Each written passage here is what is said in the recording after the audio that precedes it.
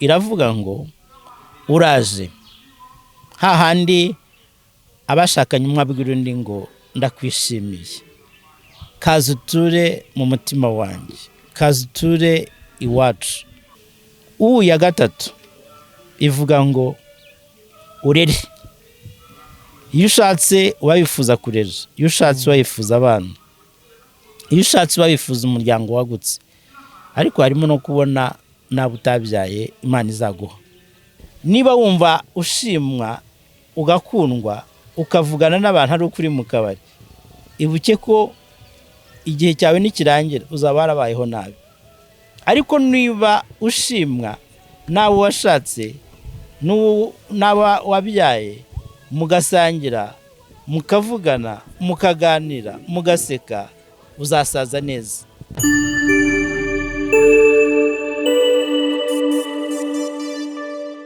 Inshuti bakunzi bacu mudukurikira kuri YouTube channel Paroisse Vincent Pallotti Gikondo, aho muri hose tubanje kubasuhuza. Muri kumwe nko bisanzwe muri Ikiganiro na Habumukiza Yosefu. Uyu munsi tukaba twifuje kuganira ku muhamagaro bashakanye. Tukabatumiriye umuntu w'inzobere, umuntu w'inararibonye, umuntu ubikurikirana umunsi ku wundi, dore ko anabifite mu nshingano ze muri Paroisse. Arubatse, akaba afite bunaribonye mu muryango, n'umushakashatsi, n'umurezi, dore ko afite n'icyiciro cya gatatu cya kaminuza mu byerekeye uburezi. Ku rwego rwa Paroisse akaba ashinzwe komisiyo y'umuryango, kandi ari na vice perezida w'inama y'Kenurabushyo. Uwo nta wundi ni Bwana Murenzi Vincent, tuguhaye ikaze. Murakoze Joseph kunyakira. Bwana Murenzi Vincent rero twabikomojeho mu kanya mu ntangiriro, tugiye kuganira ku muhamagaro w'abashakanye. Umuhamagaro w'abashakanye ku rugo no ku muryango. Umuryango nka perezida wa komisiyo y'umuryango muri rusange uhagaze ute? Murakoze cyane. Ni byiza ko mutangije muvuga ku muhamagaro w'abashakanye, mukavuga ku rugo, mukavuga no ku muryango. Ni amagambo afite ahahurira kandi yuzuzanya, ariko afite na byinshi atubwira. Navuga ko kubana kw'abashakanye ari umuhamagaro watangiye ubivuga, no gushaka kw'Imana. Hanyuma abashakanye baba bashaka kubaka urugo. Urugo no kuvuga ngo baba bifuza kubaho nk'umugabo n'umugore, ndetse bakagira n'abana, ariko bakanatunga, bagatunganirwa, rukaba urugo rwuzuye. Hanyuma ariko urugo rurenze uko turutekereza, ahubwo n'umuryango. N'umuryango ubushushanya kiliziya ntoya, aho Imana yacishije kurema kwayo, ariko ikifuriza umuryango kubaho no kwaguka. Bikaba ndetse bishushanya ko urugo ari intaho y'Imana, urugo ari intaho y'amahoro ku barugana, urugo ari intaho y'amahoro ku bashyitsi, no kuba n'abazaza niyo baba batarabyawe no mu muryango. Akaba rero mu by'ukuri aricyo gishushanya izina umuryango. Umuryango ni intumbero ya buri wese, cyane cyane ikaba noneho umunezero w'abakristo. Rero nk'uko warumbajije, umuryango uhagaze ute? Umuryango uyu munsi bimeze neza, ariko harimo n'ibibazo. Navuga ngo bimeze neza kubera iki? Kuko buri wa gatandatu turacyataha ubukwe. Bimeze neza kuko tukibona abakristo bakiri kumwe. bimeze neza kuko tukibona abana basenga, bimeze neza kuko tukijya guhemba tukishimira umwana wavutse, bimeze neza ko tukibyara abapadiri n'ababikira, bimeze neza ko tucyubatse igihugu kandi cyishimiye umuryango. Ariko harimo ibibazo rero navuga ndabishyira mu byiciro. Ikibazo cya mbere kigaragara mu muryango ni abantu basigaye bashakana batiteguye neza, rimwe na rimwe bikavamo kutabwizanya ukuri mbere yo gushaka. Ikibazo cya kabiri ni umwanya baha Imana mu muryango. Hari ingo zitakita ku gusenga, hari ingo zitagifata umwanya ngo zubakire ku Mana, cyane cyane abize bambabarire, usanga abize badashyira imbaraga mu guha Imana umwanya mu muryango, ahubwo usanga hari byinshi tuyibangikanya nayo. Hari ikoranabuhanga ryaradutwaye ku buryo risigaye ribuza abashakanye abana kuganira. Hari ikindi kigaragara cyatwaye abantu ni iterambere no kwiga, aho usanga abantu benshi bakubwira ko baburanye kubera kujya kwiga, ariko kumva kwiga byakabaye ari ibyubaka umuryango, ahubwo ntibyakabaye biwutandukanye. Indi ngorane ya gatatu igaragara mu muryango ni ingorane ijyanye no kujarajara mu madini.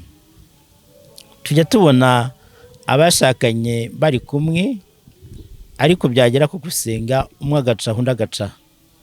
Abo bantu biragoye guhuza, kubera ko guhuza bituruka mu mutima, kandi umutima uri hariya undi ukabaha ntabwo ihuza.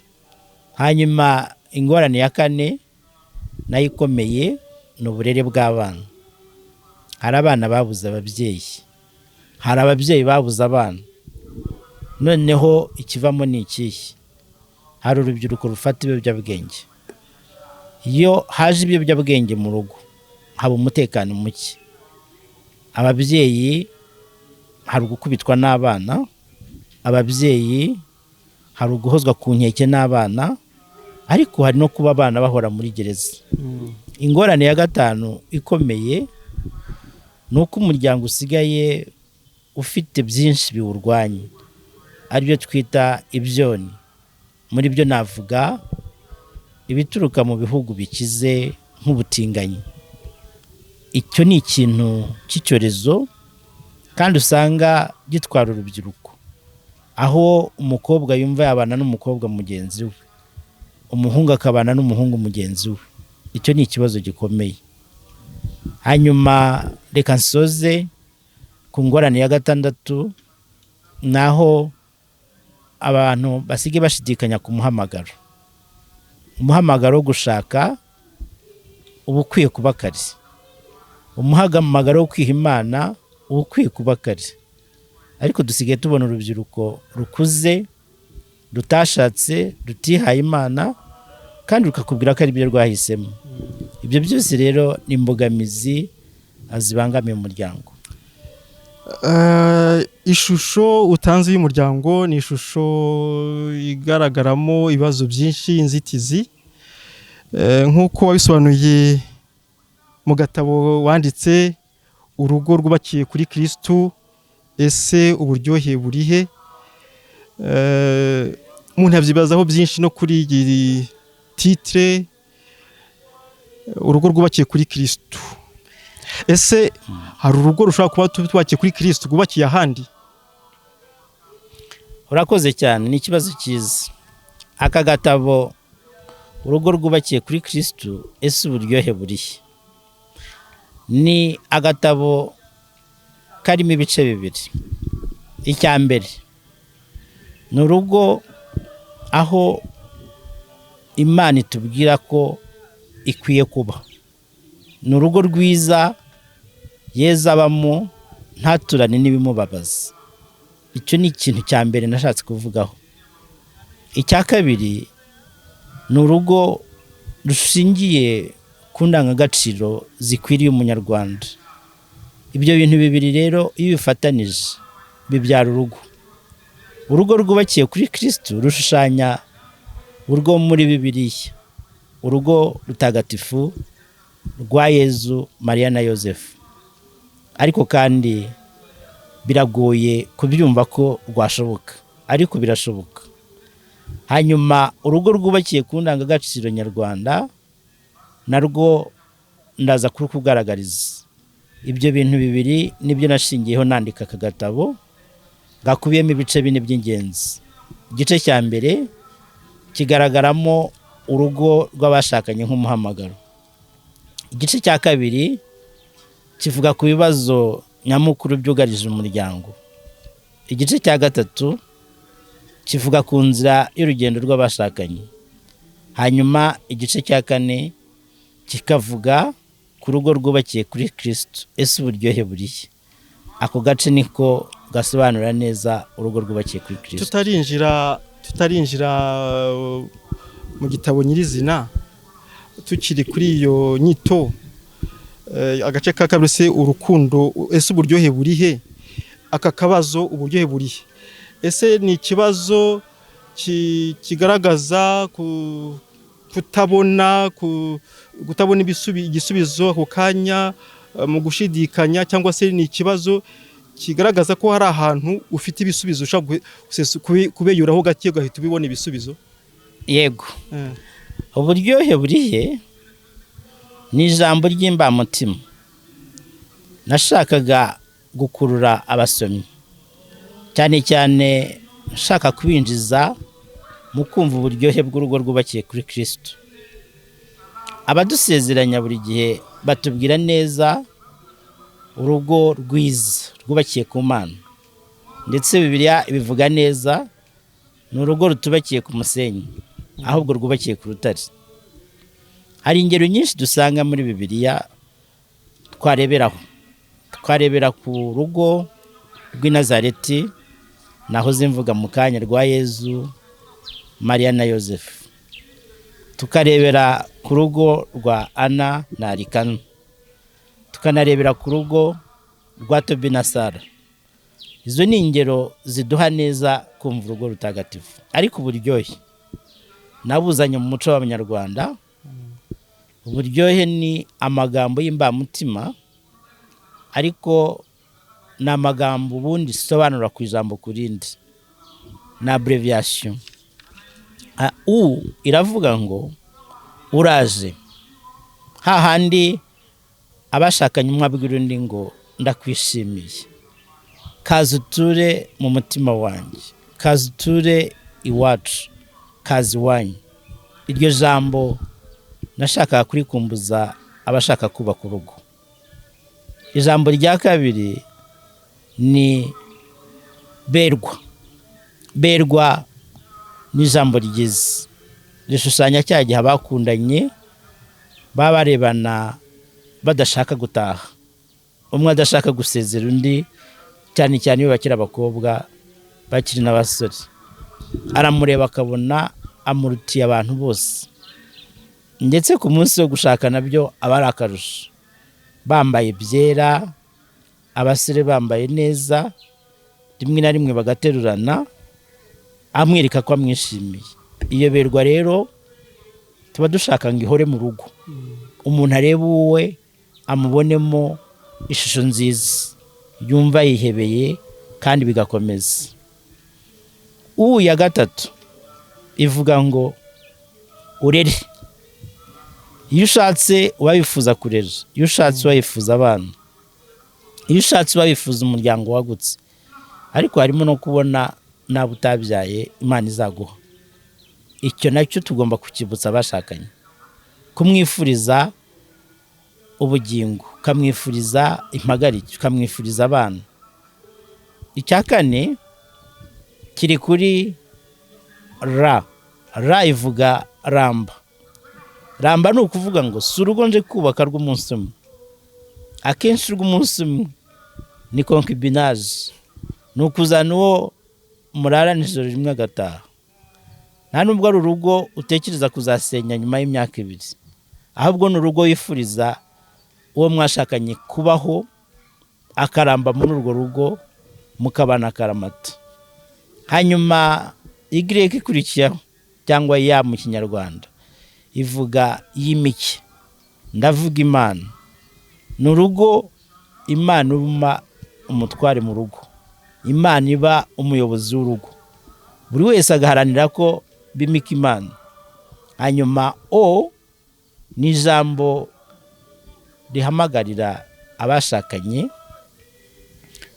igikorwa. O ivuga orora. Orora ni ukuvuga ngo urugo rw'abashakanye bishimanye bagira amata. Ni urugo rutazarwaza bwaki, ni urugo ruzagira ubuzima bwiza, abana bakagira inkuyo nziza, abarurimo bakaba abagaragaza ko hari amata kandi ngo amata agira gitereka. Twashakaga kuvuga ko ari urugo abashakanye bahorana amata, nkunda kuvuga ngo bagahorana n'amata. Hanyuma urumva inyuguti ikurikiraho ni hashi. Hashi rero ivuga hinga. Hinga ntabwo ari ijambo ritoza abantu guhinga gusa, ahubwo ritoza abantu gukora. Urugo rw'abashakanye ntabwo ari urugo rwo kurebana gusa, ahubwo ni urugo buri wese ashaka icyo akora. Ni urugo buri wese akura amaboko mu mufuka agakora, hanyuma bakeza, bagatunga, bakagira ishya n'ishya. Nicyo nashakaga kuvuga. Aho noneho dusoreza kuri E. E rero ivuga emarara. Ni urugo buri wese aryohereza undi. Ni urugo umutima utekanye. Ni urugo rurimo kubwira undi ngo uraho, waramutse ute, ubiriwe ute, ese uranezerewe, ndakubona nkumva ndishimye. Ni urugo buri wese atabamo abaramaramuko. Ni urugo rurimo amahoro. Ni urugo rutekanye. Ni urugo buri wese yishimiye kubamo. Ari naho ndetse nakunze kuvuga mu gatabo ku rugo rwubakiye kuri Kristo. Ntabwo umwe arwaza undi indwara y'umuvuduko avuga ngo araje noneho ndabigenza nte, ahubwo ni urugo buri wese avuga ngo sindyama atarataha, sindya ataraza, aho yumva umutima utekanye. Ngayo magambo nababwiye ashishikariza abantu kubaka urugo rurimo indangagaciro, ruri mu buryohe. Ruri mu buryohe.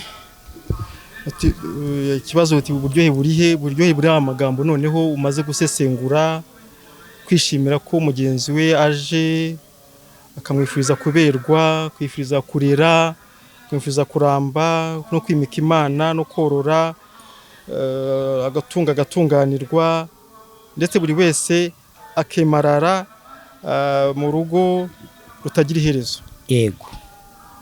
Ndumva ari amagambo wagira ngo arahanitse cyane, ku buryo ndahamya ko umuntu asomye aka gatabo yihuse yajya gushakira ubwo buryohe ahandi.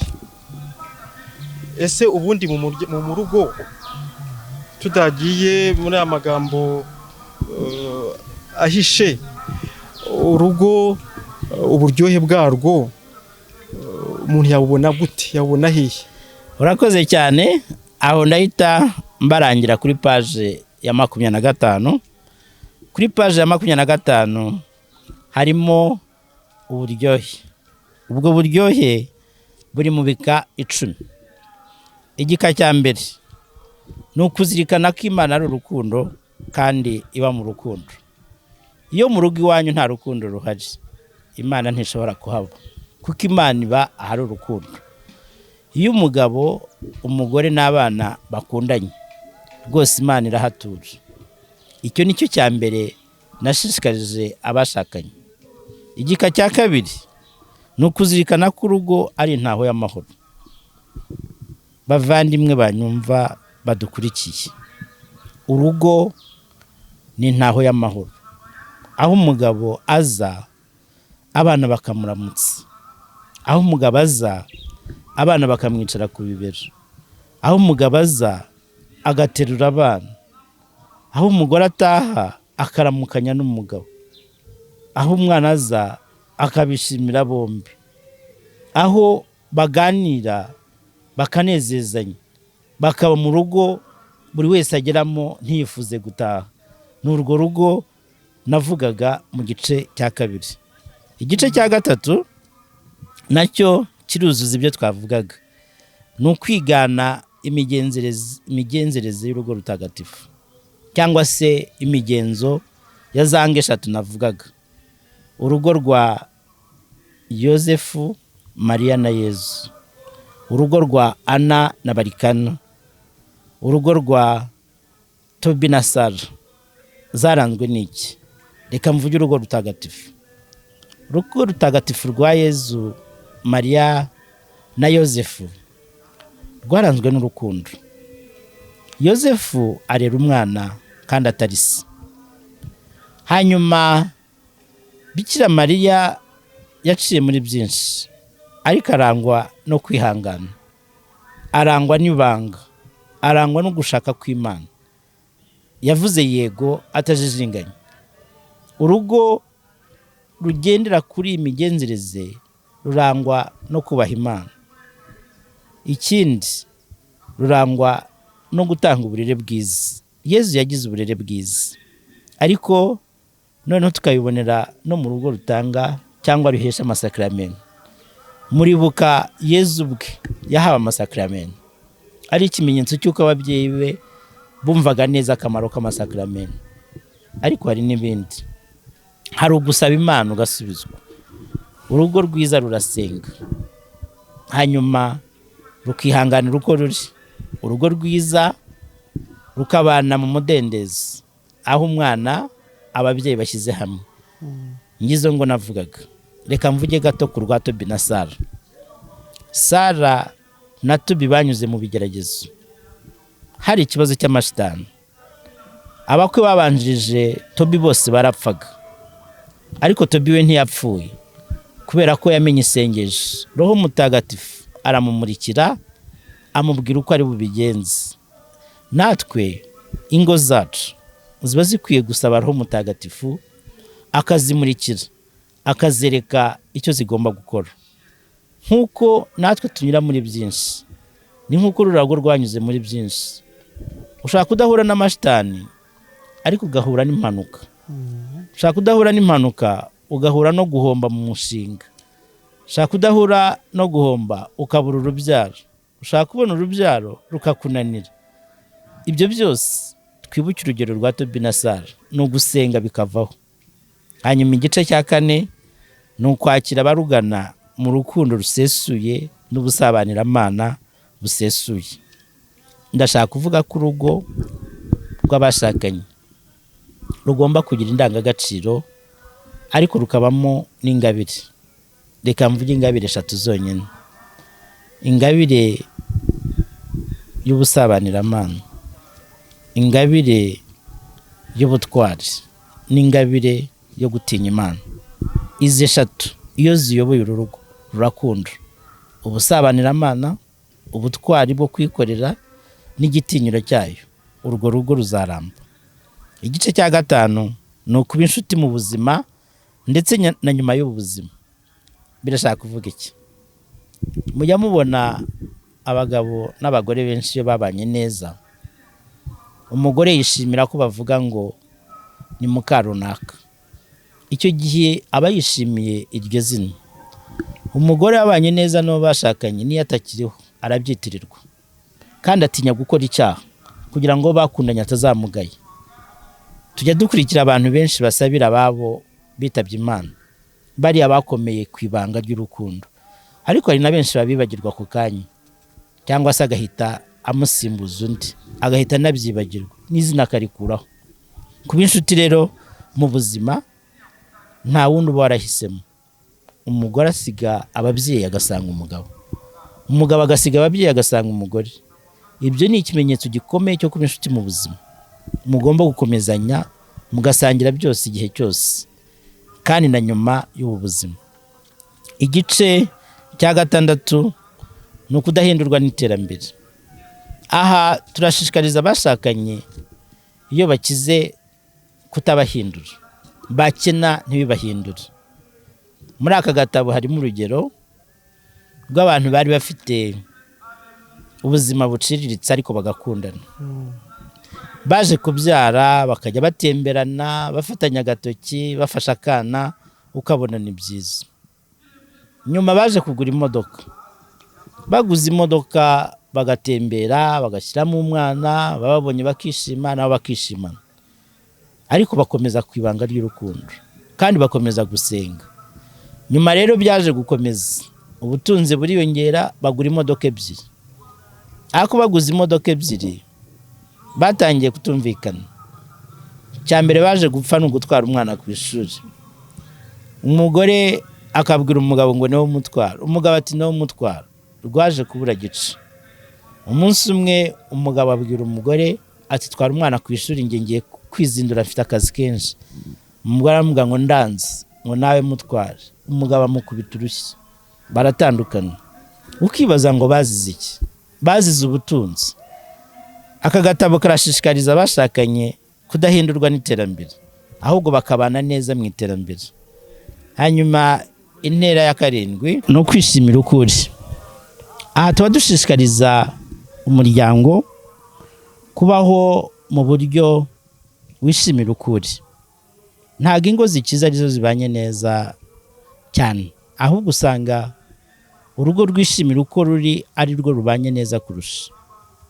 Aka gatabo kagaragaza ibyo tuzi mu bumenyi bwitwa hierarchy of needs, cyangwa se ibyo Maslow Abraham yatugaragarije. Agaragariza ko ibyo abantu bakunda biri mu byiciro 5. Icyambere uzasanga kiri mu bijyanye no kurya no kwambara. Icya kabiri usanga kiri mu mutekano. Icya gatatu kikaba mu rukundo. Icya kane kikaba mu guhabwa agaciro. Icya gatanu kikaba umuntu umaze gutera imbere agafasha n'abandi. Usanga rero mu by'ukuri kwishima k'umuntu ntago biri mu kurya no kwambara gusa, ahubwo za ntera zindi zikurikiyeho. Intera ya 2 y'umutekano, iyo uri mu rugo rutekanye uba wishimye. Intera ya 3 y'urukundo, iyo ukunzwe niyo waba ufite biki uranezerwa. Intera ya 4 niyo guhabwa agaciro, iyo mwashakanye aguha agaciro akakubaha ntabwo bisa. Hanyuma iya 5 ni cya gihe umuntu atekanye agafasha n'abandi. Icyo gihe uba umaze kugera ku rwego rushimishije. Ni rwo rugo nashakaga kuvuga hano, kwishimira ukuri. Hanyuma intera ya 8 tugarutse mu zagatabo katubwira, intera ya 8 ivuga kuyoborwa n'isengesho. Urugo rudasenga ntirubaho. Nigeze gutanga urugero rwa Tobi na Sara. Intera ya 9 ni ukurangwa n'urukundo muri byose kandi igihe cyose. Ntabwo uwo mwashakanye umukunda kubera ibyo yakoraga, ashaka no kuba umushomeri. Iyo abaye umushomeri ukomeza ukamukunda. Uwo mwashakanye ashaka kuba afite imbaraga nyinshi nyuma akaza kurwara, ntabwo umukunda cyagihe gusa, ahubwo umukunda na cyagihe yarwaye. Uwo mwashakanye ashaka kurwara indwara idakira, ntabwo bituma umwanga, ahubwo umubera inshuti. Mwibuke ka kantu navuze ko kuba inshuti mu buzima na nyuma y'ubu buzima. Intera ya 10 rero ntirusaza, urugo ntirusaza. Ni ukuvuga ko abashakanye barangwa n'itoto, yaba bagishakana mu myaka 20 n'ingahe, bageze muri 40, bageze muri 60, bahorana n'itoto. Aka gatabo kagaragaza ko hahandi mwakundaniye bahita love point, ahubwo uhora uhimukana. Noneho ukubonye akavuga ati kwe bari abantu bakundana wagira ngo n'abafiance. Iryo ni ryo banga ry'urugo rwubakiye kuri Kristo. Ni urugo ruhora rutifuza gusubira inyuma. Nkuko Rugamba yavuze ngo iyo uhindutse ntabwo ukebuka, ahubwo urakebana. Bishatse kuvuga ngo ntusubira mu byo wasize, ahubwo uhora wumva ko washatse akunyuze kurusha abandi, nta gukebana. I mean ntago ushobora kuba wakebuka ngo urebe wa bakobwa wasize, urebe wa basore wasize, aho gukomeza na wa wundi akakubera mushya, akakubera muto. Kubera iki? Kubera urukundo rw'Imana. Ngizo ntera 10 aka gatabo kubakiyeho, abazikurikiza ubakira urugo kuri Kristo. Ko numva ari urugendo rutoroshye. Tugarutse ku ntera ya 10 gusa, uti ntirusaza. Muri iki gihe ikibazo gisigaye kiboneka ni ingo zitamara kabiri, kandi burya ndahamya ko nta ushinga urugo atifuza ko rurama. Aho byaba biterwa n'iki? Biragaruka kuri cya kintu twavuze cy'ibyonnyi by'umuryango muri iki gihe. Buri wese ashaka yifuza kuramba, buri wese ashaka yifuza ko urugo rwe rumara igihe, ndetse bagatandukanywa n'urupfu nk'uko amasezerano abivuga. Ariko uyu munsi hari byinshi birutera. Icya mbere ni irari. Irari rirasenya. Iyo ufite irari uhora iteka ushaka gukebuka, uhora iteka ushaka gusubira hahandi wavuye, uhora iteka wireba, ukireba ukiri agasore, undi akireba akiri inkumi, agahita ashaka gusubira inyuma. Oya, kebana nk'uko Rugamba bivuga. Reba imbere ukomezanye n'uwo mwashakanye, ahubwo bya bindi abandi bagutwarisha nawe ubikore. Tujya tuvuga tuti indayi zitwara abagabo gute? Ntabwo ari ikindi zibatwarisha, ni ugushaka kwirekana uko atari. Ubundi abashakanye hagati yabo bashaka kuba bakwitwara gutyo. Ni uguhora useka, ni uguhora wambara neza, ni uguhora ushimira uwo mwashakanye, ni uguhora mukina, ni uguhora musangira. Ibyo byose ntibisaza. Iyo abantu barwanije irari rwose birashoboka kurambana. Hanyuma ikindi gikomeye uyu munsi gitandukanye ngo ni ubukene. Abantu bitiranya ubukire n'imibereho myiza. Oya, mujye mubireba. Ingo zifite ameza ariho ibiryo byinshi ntabwo arizo zifite apeti. Ingo zifite ibitanda binini ntabwo arizo zifite ibitotsi. Hari ubwo usanga binyuranye. Bamwe bafite inzu nziza, igitanda cyiza, ibiryo byinshi, batumvikana, babuza apeti, babuza ibitotsi, barara bahangayitse. Icyo rero tugomba kukimenya ko ubukire ntabwo ari bwo bwubaka urugo rwiza. Icya gatatu, Sekibi ahora ashaka gusenya urugo. Sekibi asenywa n'isengesho kandi rishyushye kandi rikomeye. Nicyo kintu nababwira, ingo nyinshi zabuze isengesho. Hanyuma ibyo bitatu gusa birahagije gusenya urugo. Ariyo mpamvu ingo nyinshi zitaramba, zirifuza gukira, zirifuza irari, zirifuza guhora zihindura. Ibyo byose biradusenyera ingo, ukabona ntizikomeye. Reka noneho tubihuze n'iyi gahunda Paroisse iherutse gutangiza, gahunda y'isaha y'umuryango. Uwo muryango ugarijwe n'izo nzitizi tumaze kuvuga. Uwo muryango ufite ibibazo bitandukanye, ugarijwe n'ikoranabuhanga, ugabijwe n'ibyonyi bitandukanye. Iyo saha y'umuryango bazayimika bate? Urakoze cyane. Mu gutekereza isaha y'umuryango, biro ya Paroisse ya Mutagatifu Vincent Pallotti ya Gikondo ndetse n'inama y'ikenerabushyo yayemeje, byaturutse ku bibazo twabonaga. Isaha y'umuryango ni isaha itagira urushinge. Bishatse kuvuga ko umuryango ubwawo ari wo wigenera isaha, ariko biturutse ku bwumvikane bwawo. Hanyuma iyi saha y'umuryango ni gahunda izayoborwa n'ijambo ry'Imana, ndetse umurongo tuzagenderaho ni Zaburi y'128:3. Iyi Zaburi ishushanya urugo rwishimye, urugo aho umugabo aba umuyobozi w'urugo, ariko akarwifuriza kubaho neza, akarwifuriza kuramba, akarwifuriza amahoro. Iyi saha y'umuryango igamije gusangira ibintu twise I3. Izo I3 ni ijambo bivuga kuganira. ni isengesho bivuga gufata umwanya wo kuvugana n'Imana. Iya gatatu ni ifunguro, ni ugusangirira ku meza, ndetse ku bashakanye wakongeraho n'iya kane, ni ugusangira n'igitanda. Ubwo twagarukiye kuri eshatu kugira ngo zabe iza bose, zihuza ababyeyi n'abana: ijambo, ifunguro n'isengesho. Ni umwanya dushaka ko buri muryango uzafata mu mwanya bazahitamo wose bitewe n'igihe babonekera. Ikaba gahunda izajya iyoborwa n'umuryango, ndashaka kuvuga mama cyangwa papa, ariko bashobora guhitamo igihe bafite abana bamaze guca akenge nabo kubaha ubuyobozi. Ku wa mbere papa niwe wayoboye, ku wa kabiri ni mama, ku wa gatatu n'umwana w'imfura, gukomeza gutyo kuzagezaho bibaryohera kandi buri wese akisanga muri uwo muryango ari umuyobozi. Ni isaha rero abantu bazafata yo gusangira bya bintu twavuze bitatu, bakaganira. Byagaragaye ko imiryango myinshi itabana ivugana. Umugabo akaza agafungura televiziyo akabaza ngo ibiryo ntibirashya nirire njye kwiryamira.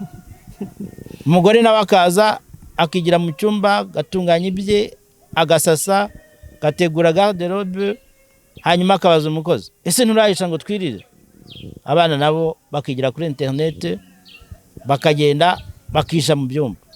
Urwo rugo rurimo abantu benshi, ariko iyo ugeze muri salo ntubabona. Isaha y'umuryango, turifuza ko umuryango ufata kakanya ko kwicara muri salo, papa na mama bakavugana, abana na papa na mama bakaganira, bagasangira ijambo. Aho rero niho hari ikibazo, kuko akamenyero ni kabi. Niba papa yaramenyereye gutaha yagira mu rugo abana bakinda munsi y'igitanda cyangwa agahugira muri televiziyo, abana bahugiye muri telefone, aho ngaho niho mbona ari umwitozo utoroshye wo gufata ba bandi batagira umwanya wo guhuza, noneho batanasenga.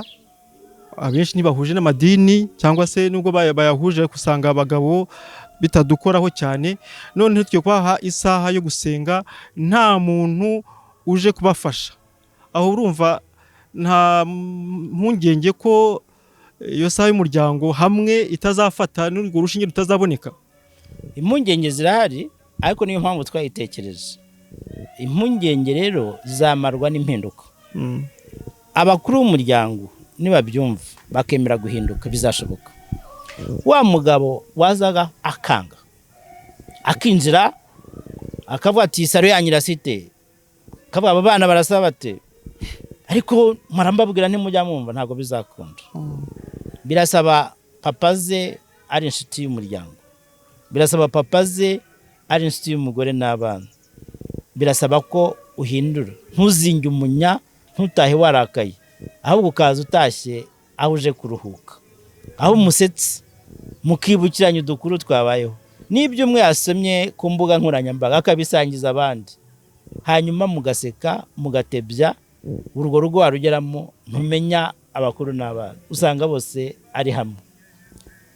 Ndashaka kuvuga ko ari ngombwa guhinduka. Ugomba guhinduka.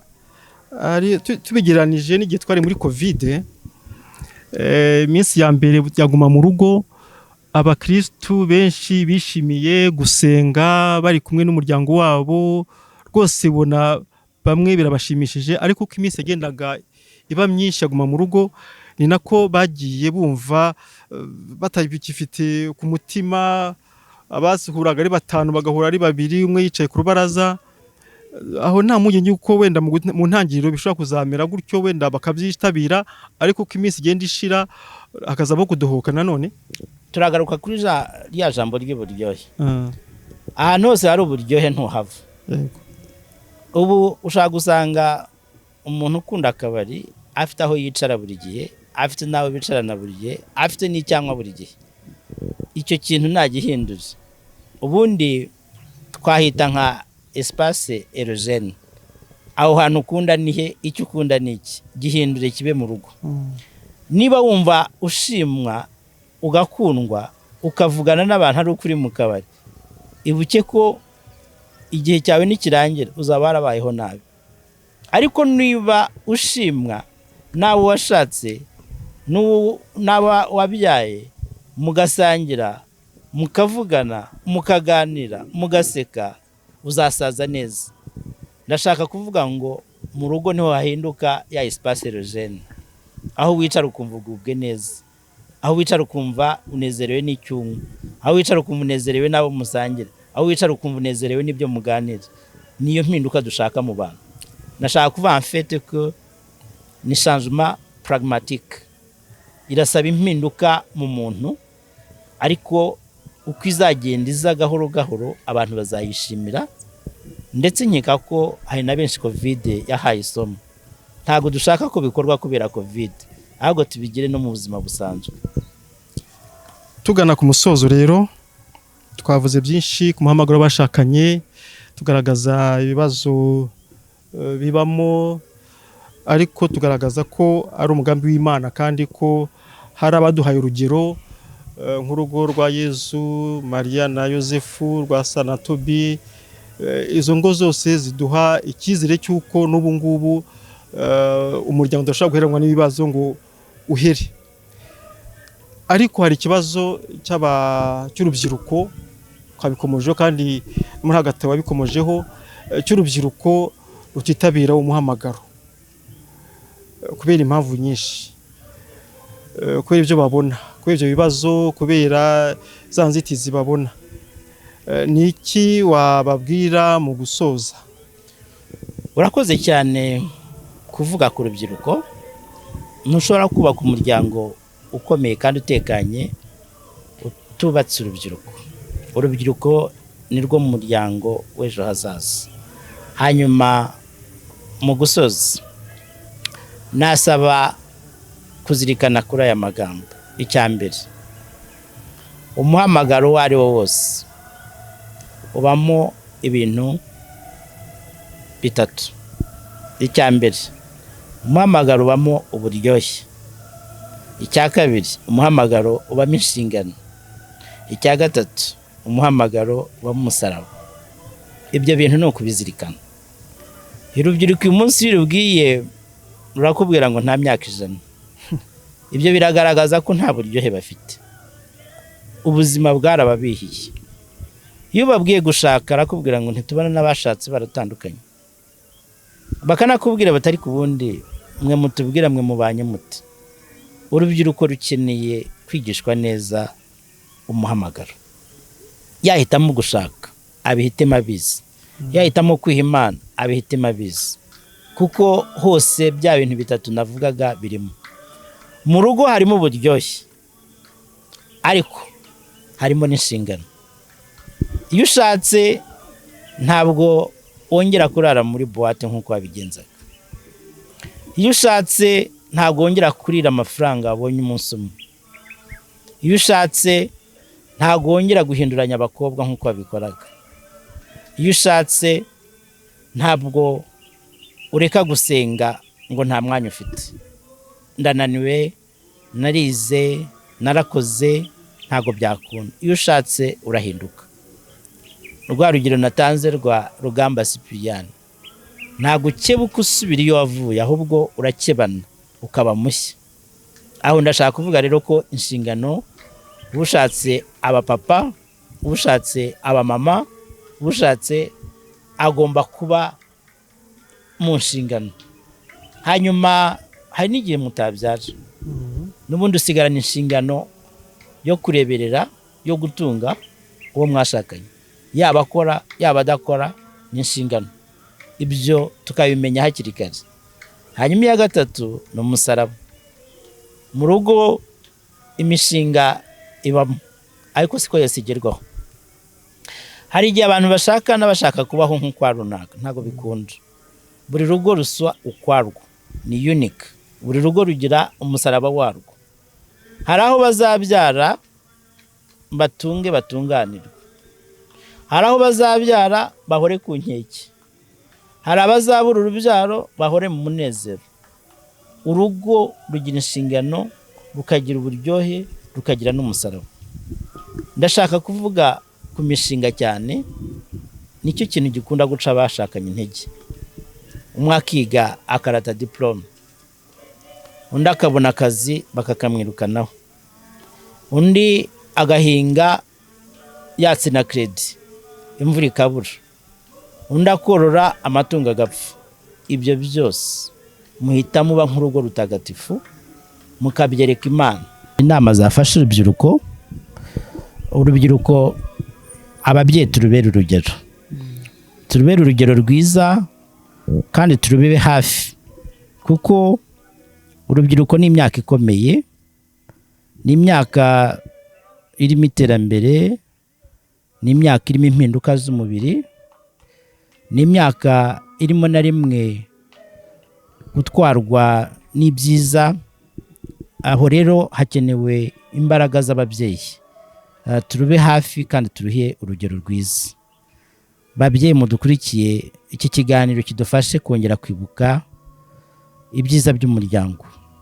Umuryango nk'intaho y'amahoro ku barurimo, umuryango nk'intaho y'Imana kandi yifuza gutura idaturana n'ibibabaza, umuryango utareba inyungu z'akanya gato, aho ukareba inyungu zirambye zo kubyara no kurera, ukazabona abuzukuru kandi ukazabona ibyiza ukiriho.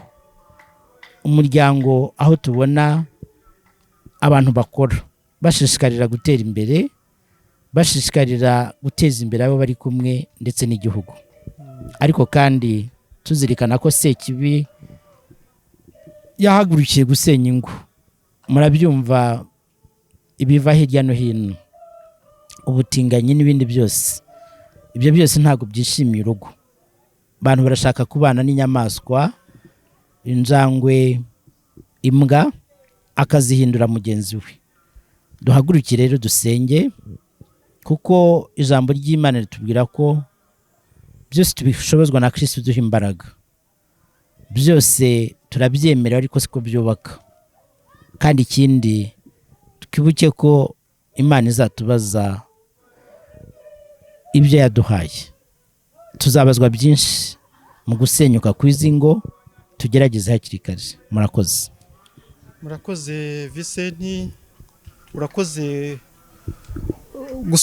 kudufasha gusubiza amaso inyuma ku muhamagaro w'abashakanye, tugasubiza amaso inyuma tureba uburyo twawubungabunga, twirinda ibyo byonnyi wakomojeho kandi byugarije umuryango kuko biwusenya, turebera ku ngero waduhaye ziri mu Bibiliya, urugo rwa Yezu na Mariya na Yosefu, Tobi na Sara, twimakaza ingero nziza z'ubunyangamugayo n'ubukristo.